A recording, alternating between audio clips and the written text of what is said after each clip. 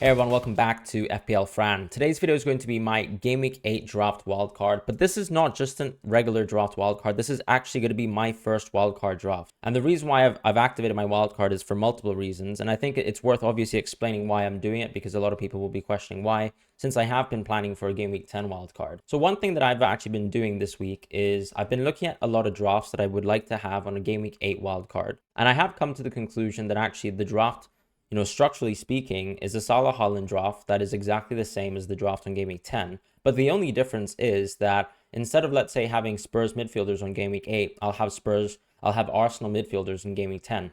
And who are those two midfielders? So the thought concept obviously is if I, let's say, wildcard in Game Week 8, I definitely will have Son and I definitely will have Maddison. Those two players are worth 17.1 million right now at the time of this recording. And Saka and Odegaard are worth 17.2 million. Now, what will probably happen after tonight's price falls is actually that Saka will fall and they will be both 17.1 million. So any sort of draft that I create now, if I'm capturing price rises, avoiding price falls, should actually, work towards that sort of position where I'm only just doing 2 free transfers saved after Game Week 8, going towards Game Week 10 and actually doing something really nice like Maddison plus Son into Saka and Odegaard. So that's my general thought process if I was to wildcard in Game Week 8 and what would be my plans for the next two fixtures. And so because I thought that that was likely the case and that my Game Week 10 wildcard wouldn't change too much, the second question, of course, is, should I wildcard at all, right? Because the next wildcard opportunity is obviously 10, as I mentioned, or wildcard 19. And so that's why it's worth actually looking at what my team was this week. Funnily enough, obviously, I have been talking about how United stink quite a bit, but I actually did go Dallo last week. And a lot of people will be asking, why would you go for Dallo? And ironically, I think even if I was to wildcard to this day, I would still go for a Man United defender just because the fixtures are there from a defensive point of view. But I have no confidence right now in terms of this attack. And I can see it in terms of, let's say, Erik ten Hag and what he's doing with the team. So much change in terms of the lineup week to week. You're sort of playing Amrabat, out of position. Rashford moving at various stages in the game to sort of accommodate for the young players that are actually playing. So Pellistri, for example, or when Garnacho comes on, Rashford moves to the right, which we know he's not particularly good at. And these sorts of things, and United's lack of stability and actually finding a structure and sort of tactical style that makes sense is just making me feel that I have no reason to hold these two United midfielders over, let's say, the chance to really just move quickly towards two Spurs midfielders in a window where I don't necessarily need to own Arsenal midfielders, right? Assuming that obviously Saka's probably, continuing to be unfit. And also that City game is very, very tough, right? So taking that into account, I'm probably going to go towards a wildcard structure where I've been off the United midfielders. And instead I pursue cheaper midfielders like a Diaby and even someone like an Eze, where I think he's actually got really good fixtures in the long term. And I can continue to actually, let's say, own other big picks that I want, either Watkins or Alvarez, because I think I'm in a unique position as well with Alvarez, where I own him at a very, very exclusive price. So the next question, of course, is this a good opportunity to maybe jump into Watkins? Now, first of all, on Watkins, obviously he got 23 points in Game Week 7, but I also think he's overreacting to say that Watkins is essential. I actually think, for example, you can still, if you're very, very risk-seeking as a player, go for Darwin. And I also think that you can even, let's say, drop Haaland off your wildcard draft. I will not be doing it, and the video will not have a Haaland-less draft. But there's also a chance here to actually move into someone like an Alvarez, right? So these are sort of my thoughts. If you don't already have Alvarez, right? Let's say you own Morris and you're actually thinking about moving towards Alvarez. And even though the City fixtures are terrible, right? They are terrible fixtures. They are still the best offense in the league. And Alvarez is still a nailed player at this moment in time. And it's very hard for me to sort of justify that Alvarez will get future benchings because he is essential. I think it's between Alvarez and Watkins for me. And at least the wild card gives me the opportunity to catch some price rises where I think if as I said, because in Game Week 10's time, I would probably be moving into the same team structure with only the difference being, let's say, Spurs mids versus Arsenal midfielders. It makes sense for me to capture these price rises so I can actually maintain this structure of the draft, knowing that I have good Liverpool fixtures ahead, good Aston Villa fixtures ahead, and good Spurs fixtures ahead, and that those players will probably capture further price rises. So for this reason, I am wildcarding. And another question I think in terms of wildcarding to ask yourself is, how often are you going to captain Haaland? So a lot of people will say this is maybe a good opportunity to jump off of Haaland. I personally think that I can create a draft structure that can probably match a non-Haaland draft structure just because The only person that you're going to be captaining outside of Haaland, in my opinion, is probably going to be Son on Game Week 8. Salah on, let's say, maybe Game Week 9 if you're tempted. Definitely Salah on Game Week 10 again. Or maybe an Arsenal midfielder, which I would be moving into anyways, which is covered. And then also maybe Game Week 12, right? An opportunity to maybe, if United can get their act together by Game Week 12, move into one of them. Or just simply go for a Salah captaincy once again in Game Week 12.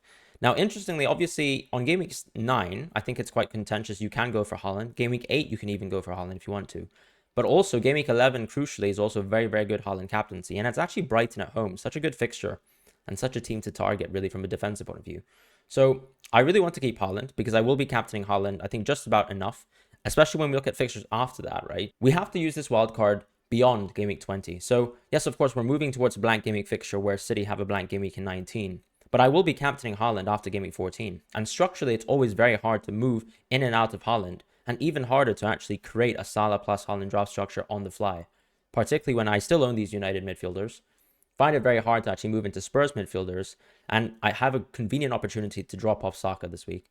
And yes, as I said, the logic previously was, of course, to own these United midfielders versus Sheffield United away, but I think I can't justify it anymore just because there's some immediate upside to catch with the Spurs players. And I even have an opportunity to change my defense around. And even also, one of the worst picks that I haven't talked about so far that I've owned this season, Pickford. So that's why I'm wildcarding. Now let's actually go on to my first draft. Now my first draft is sort of a very loose draft structure. And it's going to be, a sort of almost FOMO structure, but I think a very template structure that I'm actually very happy with, right? And this is going to be a Watkins structure. So in terms of the draft, what I'm actually going to be doing is going for Johnston and Areola. Now, Henderson obviously has an injury and maybe he will come back into the team, but I think Johnson has actually been able to sort of hold down that first starting position in the team, so I think he will stay. So this is sort of betting on that Johnson continues to start. Now, the alternative option is simply just going for someone like Flecken. Why is Flecken interesting? I think Flecken is interesting because he's got the blank game week, which means that Areola should cover for game week 19 in that blank. But then actually, of course, after that, after the blank, you still have a double game week with Flecken. Now, of course, the double game week does include a game for City, but that's maybe some of the appeal or all the appeal that you really need about Flecken. Interestingly, though, I would say Flecken has looked rather poor so far. And there could be a chance, let's say, someone like Shakosha could actually come into the team. So the same threat that, for example, faces Johnson in the future if he continues to have bad performances, which he really hasn't, I would say. He's been a little bit poor in terms of shot stopping, but Flecken so far has actually been one of the worst keepers in the league in terms of shot stopping. Small sample size, of course. So I like Johnson and Areola. I'd probably keep them. And then I have an opportunity here to obviously go for Cash, which is just the simple upgrade that I really want to do just because of the wild card, mastering basically the fixtures. And you don't even have to dip into, Dean versus Moreno and discussions like that. You have someone who's a lot of attacking upside. His transformation in terms of being an attacking fullback this season is insane. Because obviously, yes, he was an attacking fullback, before Emery came in. But effectively, for most of the last season, he was a very, very defensive fullback. Didn't have any duties when it came to attack. And now when you look at this season, he's the most attacking fullback in the league by a country mile. You can see the expected goals per 90. It's absolutely wild. I don't think we've ever seen a fullback, start so hot when it comes to expected goals. Maybe someone on expected assists, someone who has the creative caliber of a Trent or a Trippier, but definitely not at the attacking sort of goal threat level of a Cash this season. And so in terms of, let's say, filling out and balancing the team, I do think Arsenal have really good fixtures after Game Week 10. So keeping in mind that I probably want to go Saka and Odegaard, I'm not going to go too far into Arsenal defense. I just think Gabriel has dropped so much in price, and I don't really see his position being lost that I do like the chance to go to Gabriel. Now, if I can find a little bit more money to squeeze, or maybe I want to go 0.0 in the bank, given that Saka falls and actually, like, let's say Son and Madison still become Saka and Odegaard with 0 in the bank, then I can obviously think about Zinchenko. I think Zinchenko is nice because it feels like you're always going to get a start from Zinchenko and then an early sub. But it's the same thing with, let's say, Gabriel even, where there could be some opportunities where both Zinchenko and Gabriel might not start individual games. And obviously that's why Saliba has value, or even Ben White has value. But I do think Saliba is so expensive now that it's a good time to just jump off of Saliba, pocket that value, and then actually just move towards Gabriel, who I'm pretty confident will actually continue to start a lot of fixtures going forwards. And then Taylor here, obviously just a sort of 3.9 bench defender. Nothing to really look at here. He has started the last few games for Burnley. You could obviously just go for Lamptey as well. Maybe Lamptey actually, reclaims a spot within this Brighton team. And maybe you can actually punt on some future starts from this player here, who could be playing left back or right back or right back. And then Dallo is actually someone who I'm actually very keen to lock into my draft because I have no interest in really going for Onana. But we know that Dallo is actually someone who's always going to be involved in bonus points. He's very, very good for that as a player, particularly when Shaw is out. So I think this is a great opportunity to continue to own Dallo. Still sort of, in a sense, hedge those United fixtures because they're good from a defensive point of view. I mean, Brentford's attack continuously look worse. Obviously, game weeks 1 to 5, they looked splendid. But the last 3 fixtures, there are some question marks to be asked. I think even as someone who was previously owning Bryan Mbeumo, very hard to sort of justify him being in my team at this moment in time. So that will be the player I own. And then Udogie in this draft structure. Now, I think there's also a time here where if you, let's say, have a little bit more money in the bank, you can actually go for someone like Pedro Porro, because Pedro Porro has actually played more minutes per game since getting benched in game week 1. So you could argue that maybe he has since locked down his position in the right wing back role, or the right back role, sorry. And actually, you have a chance now to punt on someone who actually has more attacking upside than Udogie. And why I say that is because when you look at the expected goal involvement per 90, actually Pedro Porro does reign supreme. And we know Pedro Porro, of course, has the sort of goal scoring threat. We saw it, for example, when he came from Sporting. And now we were sort of looking at a chance where he can obviously continuously crack some shots. He's actually not found his way towards getting tallies so far. You know, Udogie has actually gotten 3 assists, so arguably overperformed. So that there is actually maybe some scope to say, you know, there could be a way to actually upgrade to Pedro Porro. And I'll actually talk about that in terms of my second draft structure. Then in terms of the midfield, as I said, I'm going to go for Maddison versus Son. I don't think it's even hard to talk about. Salah as well. Nothing really to talk about there. Then, of course, I'm going with Diaby and Eze. Eze for me is interesting because I think Eze is going to be a bench the week after this, but Eze has such a good fixture to start with, Nottingham Forest at home. I do actually quite like Eze, and I think overall, when you let's look at game weeks 9 and 10 not being particularly good fixtures, after that, Eze actually has a really clean run of games. And I do think that he has a lot of threats in terms of actually being a set piece taker as well as being the penalty taker. And Edouard coming back in the team should hopefully help that as well. So I quite like Eze as a draft pick. I do think some people might actually find it easier, for example, to save a bit more money, maybe go for Pedro Neto instead, or maybe opt for someone like a Gordon, if let's say you can afford to bench Gordon this week. I personally think it makes a little bit more sense for me to go with Eze. I think there's more consistency there. I think Neto is a 90-minute player, so if you really want to save money, you can go for someone like Neto.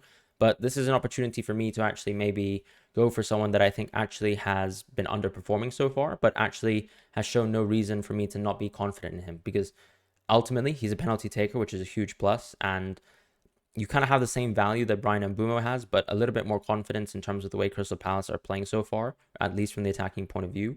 So I do think I quite like Eze. And then obviously Mbeumo out has sort of become Diaby in my team. Now Diaby also depends on whether Diaby is fit for Game Week 7, because if he's not fit for Game Week 7, I do think there's an opportunity here to simply just go with someone like Mitoma, or just, you know, keep Bryan Mbeumo on your team, because at the end of the day, he still has that Burnley home fixture, and he's a very lethal asset in terms of being a penalty taker. So I think the overreaction to Bryan Mbeumo has been interesting, and I've been frustrated with him the last 3 games owning him. But at the same time, I have to acknowledge that he still has a lot of value. You know, we did see him as a season keeper, and he might still stay in my draft. But for now, it's going to be Diaby. And then in terms of the forward positions, trying to save a little bit of money here, I'm going with Mubama, who's going to be pure bench fodder. This is a little bit tight in terms of the structure, right? Because ultimately, I only have, 4 playing defenders. I do have 2 goalkeepers, which is nice. Obviously, there's cover there, but goalkeepers can't replace outfield players. And then Mubama is sort of not the same as Archer, right? So it really depends. I don't really want to sort of completely strap myself for cash and not have any money in the bank. But I think that this is a good structure to sort of play off of.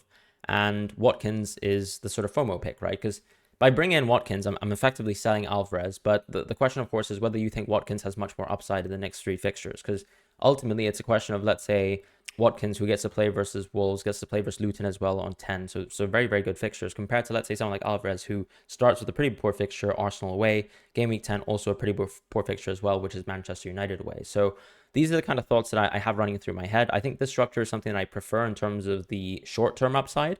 But in the future, I do think actually Alvarez is still actually a better pick than Watkins, just in terms of what that cost saving can give you, right? Because they have a 1 million almost price gap difference, and that can actually upgrade your team in so many different ways. Right now, it doesn't seem like it's the case, because I can actually afford a relatively strong structure, and of course, I can continue to even save money by, let's say, downgrading Eze, but I don't really want to. And I think, as I said, Neto's the only player that I would really look at, just because I really like my 90-minute players, and of course, Neto has a downside of not actually being a set-piece penalty taker as well. So that's going to be my first draft structure.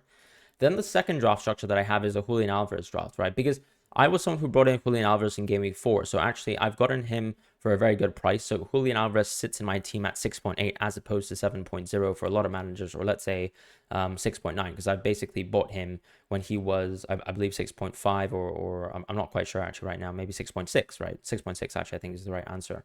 So I have, let's say, Mubama once again. As I said, because this draft structure is a little bit better in terms of depth, this is a high depth draft. The idea here obviously is that I can rotate a little bit better, potentially even play a 4-back at times, because what's the issue with Eze, right? There are some fixtures, as I said, in Game Weeks 9 and 10, which aren't so good for Eze. So it is a good opportunity to actually invest into a deeper defense that I can rely upon in the future. And obviously this draft structure sort of gives me that. I'll be keeping with Johnstone and Areola, and the only change really in terms of the defense in this structure here is actually moving away from Udogi towards capturing the upside of Pedro Porro, as I mentioned previously, and then moving towards Pedro Porro instead. And then obviously going for Burn as opposed to Taylor, still sort of mixing in a little bit of Newcastle defense there. And obviously, look, the downside of owning, let's say, Salah, Son, Haaland, and even Watkins or Alvarez, for example, these sorts of players, is the reality is you have to give a sacrifice somewhere. And that sacrifice for me is going to be Trippier in this instance. Because for me, the way I see it with Newcastle's fixtures is the two best fixtures have already been played.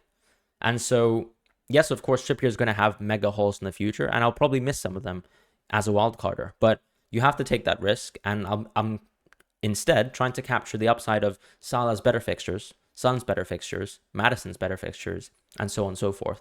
For me, Alvarez is also a season keeper, so I need to be thinking about whether I actually want to keep Alvarez and whether it makes sense, for example, to prevent transfers in the future and maybe just keep Alvarez in my team. Because the way Alvarez is right now for this City team is he's effectively essential. So he can obviously get rested and rotated because of fatigue, but I don't think for performance reasons he's anywhere close to getting a true bench, right? Somewhere where you think, okay, I'm actually owning an asset that could be out of contention in the team, because all the injured players have come back. Rodri is still suspended, doesn't really have an impact in terms of Alvarez. Maybe it does in terms of, let's say, how much control City have over a game, but you know what I mean. I mean, the only time Rodri really affects Alvarez is when Rodri gets himself suspended, gets himself a red card, and Alvarez is hooked off. But in reality, Alvarez is essential right now. So this is the structure that I've gone for, and I'm quite happy to sort of keep it at this moment in time. And so I do like Alvarez. The question, of course, is just going to be little things like, what can I do with a little bit more money in the bank? For example, maybe even going for Zinchenko in draft structure number 2 here, where maybe I can upgrade over Gabriel. Maybe I can even upgrade in the keeper position. Maybe I can even go towards someone like Leno. So these are the sort of thoughts in my mind. I do think Alvarez is interesting because there's such a big price difference between Watkins that I need to think about. And that's it, really. I think the midfield structure is exactly as it is in terms of Maddison and Diaby as a Salah and Son. But I do need to think about, once again, this question of Alvarez versus Watkins, because not only, let's say, looking at the next few fixtures, this wildcard has to survive till Game Week 20. Only then do I have access to another wildcard. So there are a lot of thoughts running through my head, and I do think Alvarez versus Watkins is probably going to be the biggest one for the coming week. Let me know what you guys think, and I'll see you guys in the next video.